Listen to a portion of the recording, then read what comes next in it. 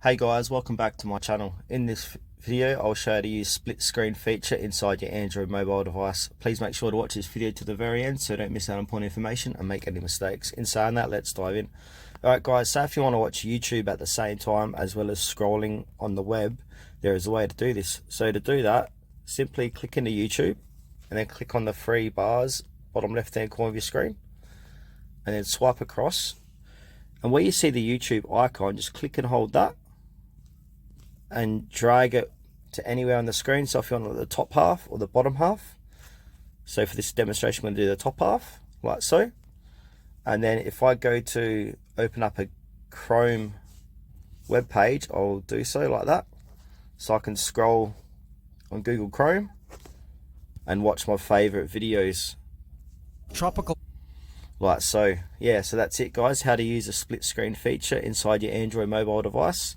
Thanks for watching this video to the very end. Please consider to like this video and subscribe to our channel if you found it helpful.